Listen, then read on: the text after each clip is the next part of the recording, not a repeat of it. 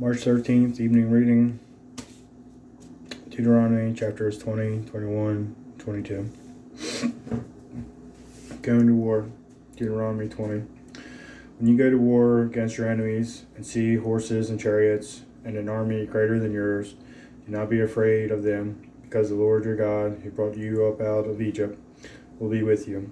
When you are about to go into battle, the priest shall come forward and address the army. He shall say, "Hear, Israel, today you are going into battle against your enemies.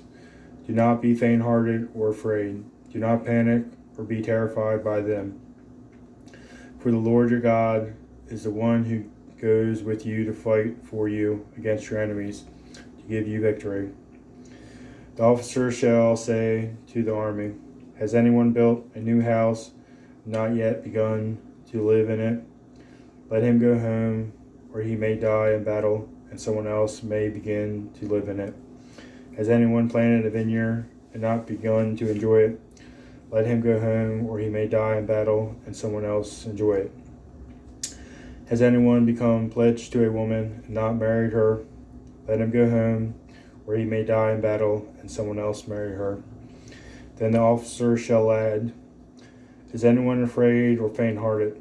Let him go home, so that his fellow soldiers will not become disheartened too."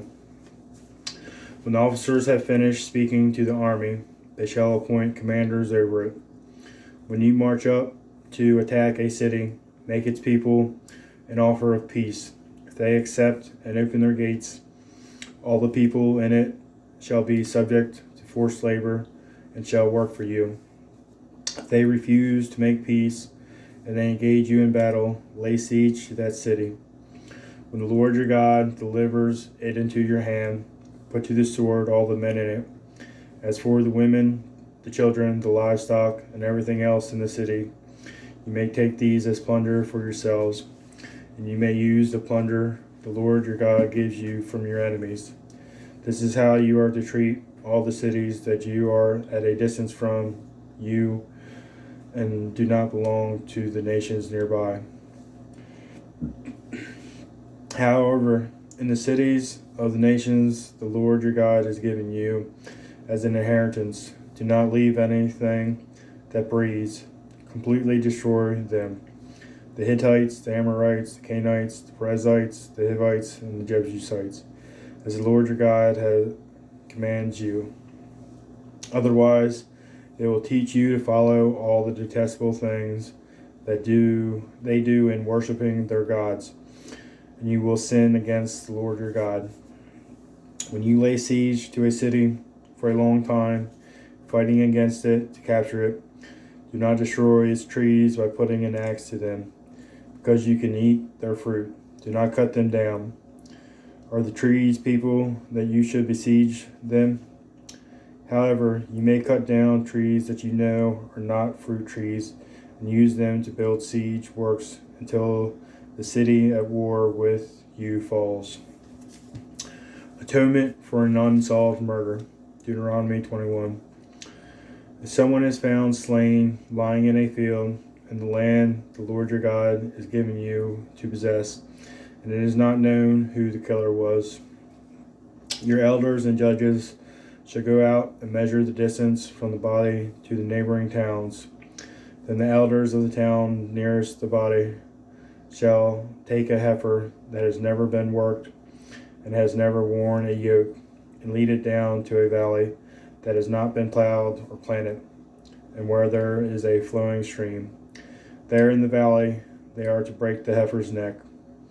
The Levitical priest shall step forward, for the Lord your God has chosen them to minister and to pronounce blessings in the name of the Lord, and to decide all cases of dispute and assault. Then all the elders of the town nearest the body shall wash their hands over the heifer whose neck was broken in the valley, and they shall declare, "Our hands did not shed this blood, nor did our eyes see it done. Accept this atonement for your people Israel, whom you have redeemed, Lord. Do not hold your people guilty of the blood of an innocent person. Then the bloodshed will be atoned for, and you will have purged from yourselves the guilt of shedding innocent blood, since you have done what is right in the eyes of the Lord, marrying a captive woman. When you go to war against your enemies, and the Lord your God delivers them into your hands, and you take captives, if you notice among the captives a beautiful woman and are attracted to her, you may take her as your wife. Bring her into your home and have her shave her head, trim her nails, put aside the clothes she was wearing when captured. After she has lived in your house and mourned her father and mother for a full month, then you may go to her and be her husband, and she shall be your wife. If you are not pleased with her, let her go wherever she wishes. You must not sell her or treat her as a slave, since you have dishonored her. The right of the firstborn. If a man has 2 wives, and he loves one but not the other, and both bear him sons, but the firstborn of the son of the wife he does not love, when he wills his property to his sons, he must not give the rights of the firstborn to the son of the wife he loves in preference to his actual firstborn. The son of the wife he does not love. He must acknowledge the son of his unloved wife as the firstborn by giving him a double share of all he has. That son is the first sign of his father's strength. The right of the firstborn belongs to him. A rebellious son. Someone has a stubborn and rebellious son who does not obey his father and mother, will not listen to them when they discipline him. His father and mother shall take hold of him and bring him to the elders at the gate of his town. They shall say to the elders, "This son of ours is stubborn and rebellious. He will not obey us. He's a glutton and a drunkard." Then all the men of his town are to stone him to death. You must purge the evil from among you. All Israel will hear of it and be afraid. Various laws. If someone guilty of a capital offense is put to death and their body is exposed on a pole, you must not leave the body hanging on the pole overnight. Be sure to bury it that same day, because anyone who is hung on a pole is under God's curse. You must not desecrate the land the Lord your God is giving you as an inheritance. Dueteronomy 22. If you see your fellow Israelites' ox or sheep straying, do not ignore it, but be sure to take it back to its owner. If they do not live near you, or if you do not know who owns it, take it home with you and keep it until they come looking for it. Then give it back. Do the same if you find their donkey or cloak or anything else they have lost. Do not ignore it.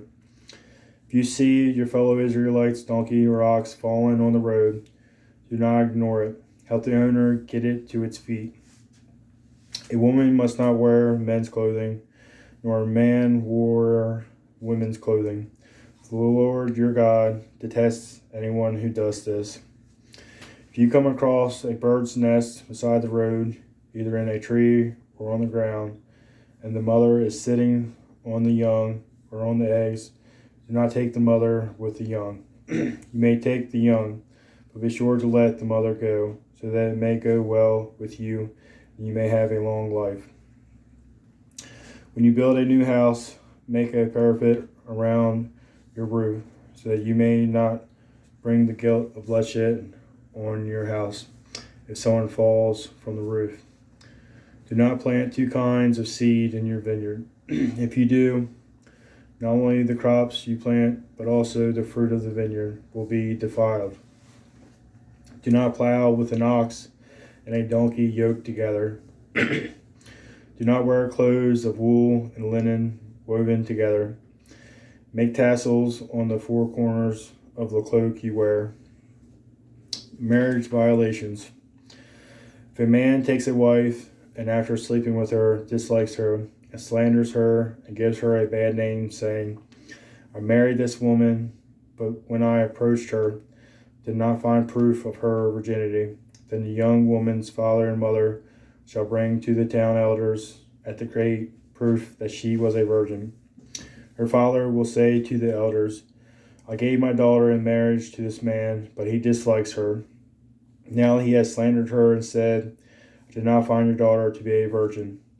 But here is the proof of my daughter's virginity. Then her parents shall display the cloth before the elders of the town, and the elders shall take the man and punish him. They shall find him 100 shekels of silver, and give them to the young woman's father, because this man has given an Israelite virgin a bad name. She shall continue to be his wife, and he must not divorce her as long as he lives. If, however, the charge is true, and no proof of the young woman's virginity can be found, she shall be brought to the door of her father's house, and there the men of her town shall stone her to death. She has done an outrageous thing in Israel by being promiscuous while still in her father's house. You must purge the evil from among you. If a man is found sleeping with another man's wife, both the man who slept with her and the woman must die. You must purge the evil from Israel. If a man happens to meet in a town a virgin pledged to be married, and he sleeps with her, you shall take both of them to the gate of that town and stone them to death. The young woman, because she was in a town and did not scream for help, and the man, because he violated another man's wife.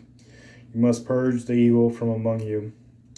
But if out in the country a man happens to meet a young woman pledged to be married and rapes her, only the man who has done this shall die.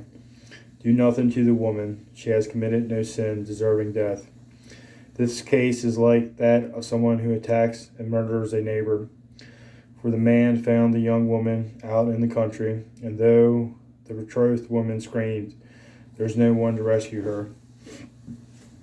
If a man happens to meet a virgin who is not pledged to be married and rapes her, and they are discovered, he shall pay her father 50 shekels of silver. He must marry the young woman, for he has violated her. He can never divorce her as long as he lives. A man is not to marry his father's wife. He must not dishonor his father's bed. That concludes our reading.